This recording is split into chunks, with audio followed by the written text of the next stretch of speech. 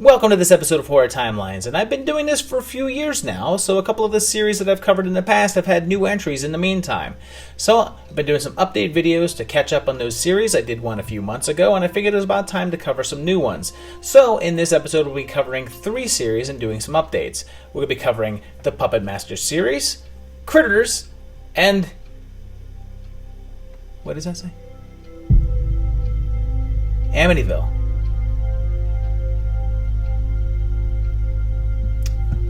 Excuse me.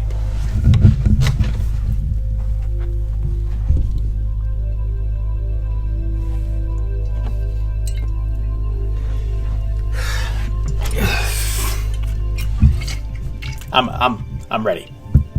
When we last left the puppets, they were in 1939, and the story continues in 2017's Puppet Master Axis Termination, which is technically part 11 of the series. We're in 1942 now, and Danny and Beth are back from the last one, but they're killed, immediately. Very shortly after, Captain Brooks here is teamed up with Ivan Ivanov, but the Nazis have Bombshell, Blitzkrieg, and Wehrmacht. On the side of good, Blade is here, along with Six Shooter, Jester, Pinhead, Tunneler, and Leechwoman. There's Black Magic and this weird girl with syringe fingers, like we haven't seen Nightmare 3 or something. They come up against a Nazi sorcerer, and man, the puppets do, nothing here. We're 40 minutes in, and they've basically just hung around in the background for the entire movie, and now they're literally lying just on the ground there. They finally kick into gear at about the 1 hour mark after, well, not much happens. Not a lot happens in this movie at all. And hey, look at that. They green screened full-size people in puppet costumes. And then you have to admire the acting pizzazz of these 3 Nazis. They just kind of fall. Can we see it again?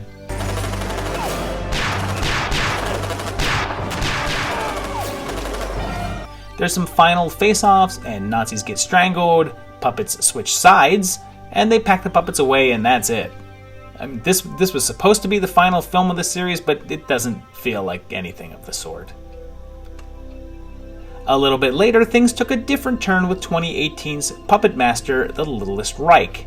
This film is sort of a reboot of the series released by Fangoria instead of Full Moon this time, and kicks off in 1989, as we meet a new version of Andre Toulon, a burnt-up Udo Kier. And he's a far cry from the heroic version. He kills a lesbian couple and is killed by police, and then we cut to present day, so presumably 2018, and meet Jim Dangle restarting his life as a divorcee. He finds a box in the closet with this different take on Blade, and then this article talks about the 30th anniversary of the Toulon murders, which would actually place this one in 2019. He meets a girl and takes her to a convention for collectors of Toulon memorabilia, and the officer that shot Toulon is there, and hey, it's Dean Halsey's daughter. We meet a modified torch puppet that looks pretty similar to the original, and he kills 2 Jewish convention attendees. There's a second Blade, and then there's Autogyro, and then there's a third, much more skeletal Blade puppet, and the moneylender puppet, who first appears erupting from a pregnant woman's belly.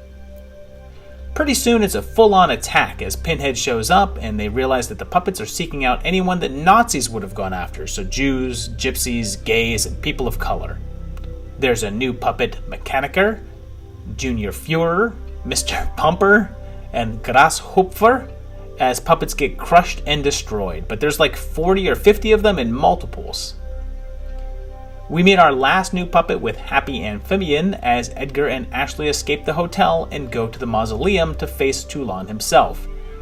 They damage him, which stops all the puppets, but he kills Ashley and walks off.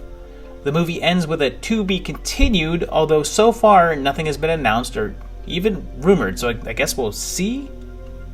The series is actually going to continue a little later this year with Blade: The Iron Cross, a solo film featuring Blade, once again from Full Moon. This one appears to be in the original Full Moon continuity, ignoring the events of The Littlest Reich, and actually appears to be taking up right after Axis Termination. So after a long time with no Critters, we actually had 2 revivals within a very short time. The first was actually a TV series on Shudder, which was split into 8 10 minutes episode, but if you string them together, it's the same length as a feature film, so I kind of consider it to be Critters 5. It starts with discovering the Krites have a president, and he sends a group of them on a mission. But of course, bounty hunters are right behind. We meet Morgan, our hungry human hero, and, well, come on. The first Critters movie was in the early 80s, and the transformation effects were miles ahead of whatever this is. And that's some interesting green screen work there. The Krites land their ship and then cloak it, as if no one saw you land this thing, guys. And then, hey, Tom Lennon's in this too, huh? I'm not mad, let's get him in all these things. Chris's mom's boyfriend turns out to be a bounty hunter. And I mean, I'm glad that they're still puppets and not CGI, but I don't really want it to have to be obvious that they're puppets, you know? An evidence bag gives us our dates, and we're set in June of 2018, so about 30 years after the original film, and it turns out the hunters are actually trying to kill Christopher. The reason why is his mom apparently had sex with the Krite president, and Chris is half human, half, critter. The president speaks through a translator, so I'm not sure why his mouth movements match the words. Shouldn't his mouth be saying something different? And why can't we hear his actual voice? How does this translator work? So to recap, we now know that Pumpkinhead had sex, and now we know that the Critters have sex. So I think that I'm going to change the saying, because a lot of people say that if you keep a franchise going long enough, eventually you go to space. I say if you keep a franchise going long enough, you'll see all of the villains have sex. Oh god. Then, in order to save his friends, they unleash the Krites on the town fair. It looks like a bunch of innocent people get eaten, so I guess it's worth it? There's a new red critter that makes people explode with his quills. Chris's mom kills the president, and Chris eats the bounty hunter. Mom dies, and all the Krites are detonated, but they've cloned Chris to set up a second season, which doesn't look like is gonna happen. So in the same year we saw Critters Attack, technically the first feature film since Critters 4, debuting on the Sci-Fi Channel. We meet our protagonist family, and then a triumphant return of D. Wallace Stone from the first film. The Krites reproduce quickly and are back to their more bestial, non-verbal forms from the earlier films.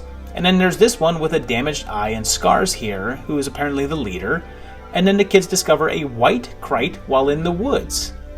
It's a female, and it's wounded, and it doesn't seem as aggressive as the others. Meanwhile, Dee Wallace is called Aunt D, although she stated in interviews that she's supposed to be the same character from the first film, but legal reasons made them change her name, so for all intents and purposes, she's Helen Brown from the first film. Speaking of names, they named the white one Bianca, and the other Krites seem to be after her, but Aunt D is here, and with some big-ass weapons. Then, the noise of a police siren, I guess, makes this guy explode. Pretty soon they've taken over the town, and this guy is being eaten while playing the bagpipes, so I guess not every high-pitched noise hurts them? Meanwhile, Drea's uncle told her that loud noises hurt them, but anytime they're trapped, she doesn't remember it, and only finally uses it in the last 15 minutes. Meanwhile, the white Krite grows claws and slaughters a bunch, and Dee gets the finishing shot with the one-eye guy, and Bianca's the queen, apparently, and they blow up all the Krites, and it just kind of ends. No date is shown, so we're rolling with real-time 2019, and I guess it's debatable if it takes place in the same universe as a new binge since the Critters act so differently, but I'm keeping them in the same continuity and chalking it up to different kinds of Krites, some with more advancement than others.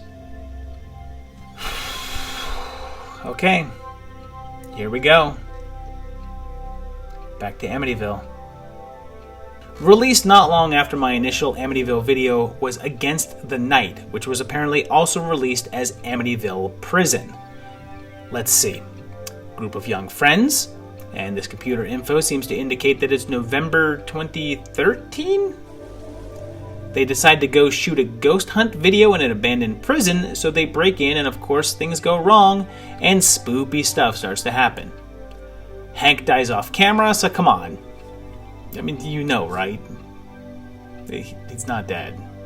People go missing, but Hank faked his death, and then real deaths seem to happen, and then, wait, it's not ghosts, it's aliens?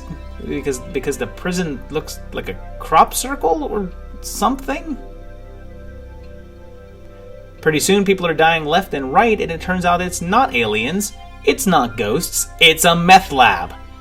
They fight back, but more mistaken identity as the police arrive and accidentally kill Sean. Rachel is the last one left, and we take one last turn as, wait! What? Oh, it is aliens. So obviously, that has nothing to do with Amityville, which I guess is why they changed the title back to Against the Night. I mean, it even takes place in Philadelphia instead of Long Island, so it's not connected in any way, shape, or form. And I mean, this one's not, like, really terrible. I mean, the beginning's not bad at all, but the middle just kind of wanders around, and the ending is a bit of a mess, but let's face it, for an Amityville sequel, it's a huge success.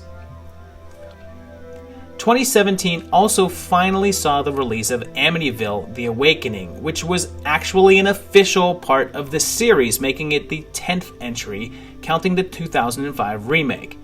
It starts with a recap of the DeFeo murders in '74 and then jumps to 40 years later, making it 2014. It should be noted that this film was originally slated for release in January of 2015, then was pushed back to April 2016, then again to January of 2017, then again to June 17, and then finally released in October of 17. Whew. It kicks off with a new family moving into the notorious house, including a Disney girl and a single white female. Ben's twin brother is in a coma, and all the old tropes start to occur: flies, windows, underwear. Because of Margot Kidder in the underwear. I mean, come on. The monitor shows that it's April 2nd, 2015, although Belle says that she's in her senior year, and it seems weird to move a family like a month or two before she would have graduated. And James starts to wake up. Then, a guy at school shows Belle the original film, so we're not in continuity with the original series, and we're in a side continuity in which DeFeo murders happened and the Lutzes moved in, like in our reality. Their doctor works for Dick Jones, and he gets a fly smoothie. And then they make a point about how 40 years is significant, which I'm assuming wouldn't approximate, so this would have to be in 2014. We get our get out moment, and Jimmy finally wakes up and starts a shooting. Belle manages to drag him far enough away from the house to dispel the evil, but Belle, I guess, gets blamed, and that's kind of it. It's kind of dull, but hey, I don't want to claw my eyes out, so I don't know, maybe we're on a good roll. Maybe this won't be as bad as I thought. I just cursed it, didn't I? 2018 also saw the completely unofficial Amityville Mount Misery Road, which was shot under the title of Mount Misery Road, but they added Amityville to the title because it made lots of logical sense to the continuity and integrity of the series existed, and I can't actually finish that sentence. I guess because it's connected to some real events in Long Island back in 1653 and the land being cursed, as the title cards tell us. We start in Florida with pictures of orbs. They're orbs. They're floating orbs. Oh no, not orbs! Look, I hate to break it to you, but anybody with the slightest background in photography that has ever developed film will laugh the second somebody tries to bring up orbs. It's dust illuminated by the flash. The movie keeps on doing these weird digital zoom things, and I guess this guy's our hero, and this is his girlfriend. I guess he has a good sense of humor. Just to note that this guy's the director, and this is his real life wife. Based on the signature on this painting, we're set after 2017, so it's most likely 17 or 18, and oh man, the dialogue. I know. Are you up for that or what? Well, I let you do whatever you want with your camera, you know. It's okay, you know. You're gonna be my little ghost hunter. Oh Are you ready for that or what? I guess. It's gonna be a lot of fun. I guess, yeah. I guess it's improvised and hilarious, and I'm noticing a trend here with these movies being about people hunting ghosts. Wait, he's looking right at the camera, like it's found footage or something, and then there's reverse angles? They talk to this guy for several minutes, and I'm not joking, he repeats the same thing at least 4 times. My suggestion would be to stay away from Mount Misery Road. It's considered one of the most haunted places in America. It's not a safe place. You have no business going there. What are you going there? Well, I'm warning you, stay away from Mount Misery Road. That land is cursed. You and your girlfriend could go into those woods and never be seen again. It's haunted.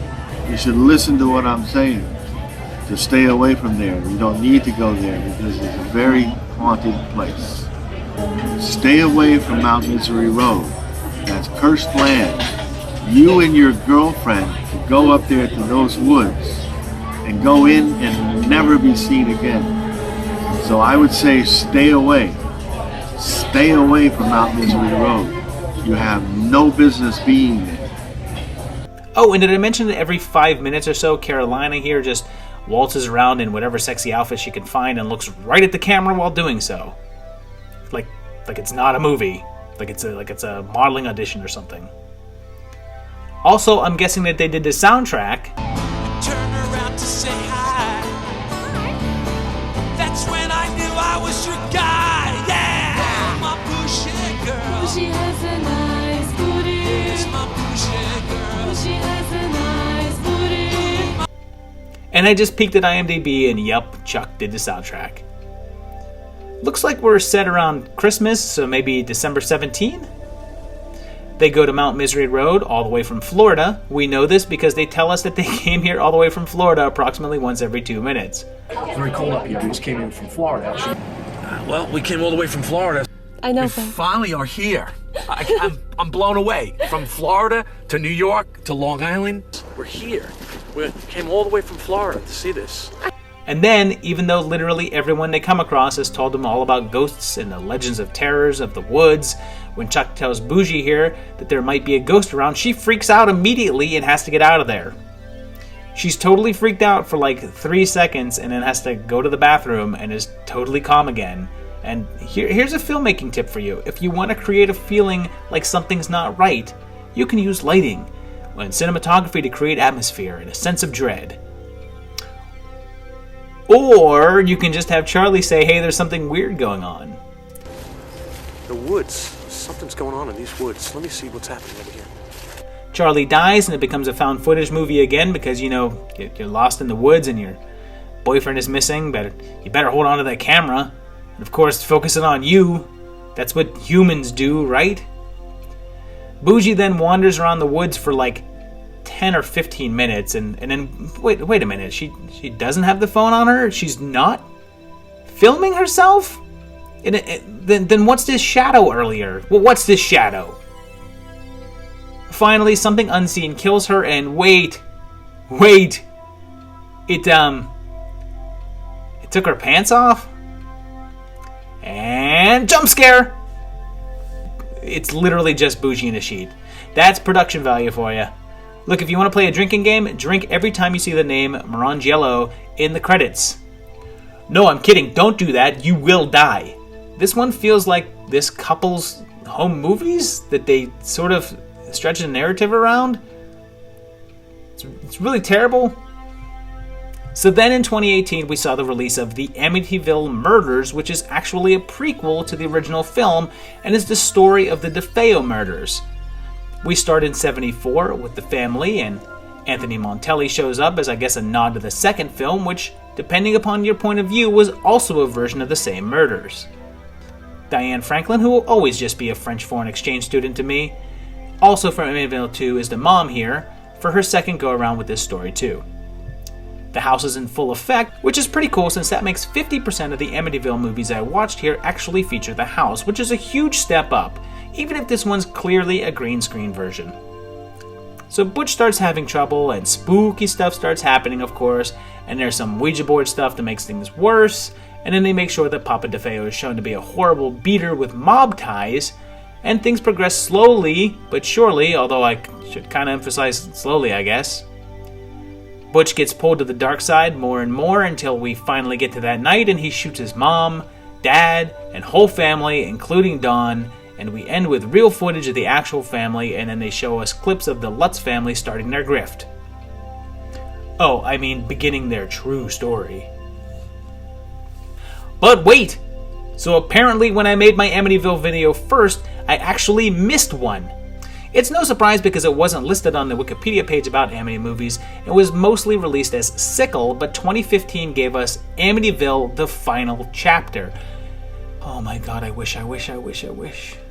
This one kicks off with a young boy who killed his babysitter and jumps ahead 15 years, and Kim here teams up with Phil to hunt ghosts.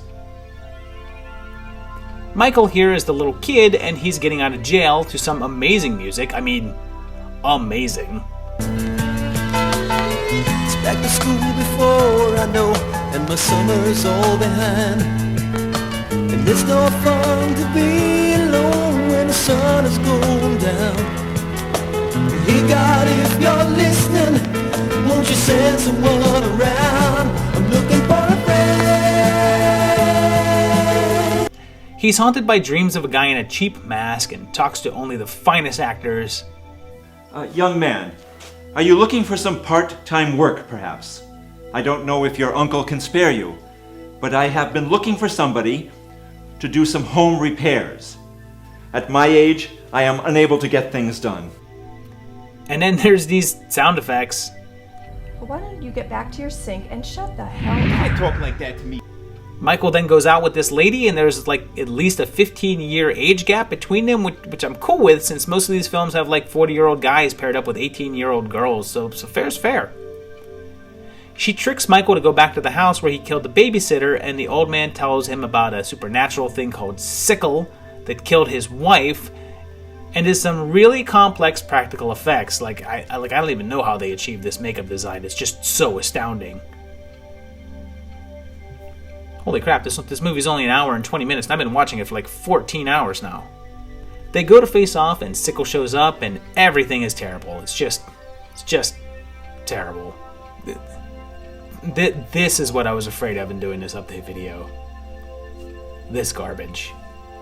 Like, nothing happens, and then it's a few days later, and Michael goes to see his parents, and then look at this. These are his parents. He's 27. We know that. They say it in the movie. So if his mom had him even at the age of 16 or something, she'd be 43 here. And I guess the Crane is taken over by Sickle. And goddamn it, where's my bottle? I mean, Mount Misery Road was kind of funny in its awfulness, but this is... The worst part is my pain is far from over. I mean, I guess I could just stop watching them, but you know, I'm a garbage bag of regret. So here's what IMDb has listed as in development using the word Amityville. There's Amityville 1974, yet another version of the DeFeo murders, Amityville Cop, Return to Amityville, The Amityville Harvest, Amityville High, Amityville The Beginning, Witches of Amityville Academy, Amityville Island, Amityville The Legacy 3D, Amityville Bulldozer, which I have to admit I'm actually kind of excited for, Amityville Evil Never Dies, which is I guess a sequel to Amityville Legacy, Amityville Arcade, and Amityville Vibrator. Oh, okay, I'm not watching that one. So there you have it. 2 Puppet Master movies, 2 Critters, and I guess 5 Amityvilles. Technically 1 official one. And they were kind of a mixed bag. I really didn't care for Access Termination. It was pretty hard to watch. The Little Strike was actually a lot of fun. I thought it was a fun take on the Puppet Master series. I enjoyed that quite a bit. The 2 Critters updates I didn't much care for. A Nude Binge was actually pretty terrible. And Critters Attack, it wasn't bad, it just felt really... I don't know, it just was lacking something. It was a little bit bland. I kept waiting something more interesting to happen, and it just never happened. It just felt very typical to me. And then obviously the Amityville movies, Amityville Prison was bearable. Amityville Awakening was boring, but watchable. I mean, it's not a terrible movie. Mount Misery Road, if you're a fan of really terrible, awful movies, I actually would recommend it, just because it's just astoundingly terrible in every way, shape, or form. It's kind of like one of the Neil Breen movies in that these are people that should not be making movies, but yet they somehow managed to make one and then get it released, and it's astounding in its ineptitude. I actually laughed quite a bit watching it, so check it out if you enjoy really bad movies, because it was at least enjoyable in that aspect.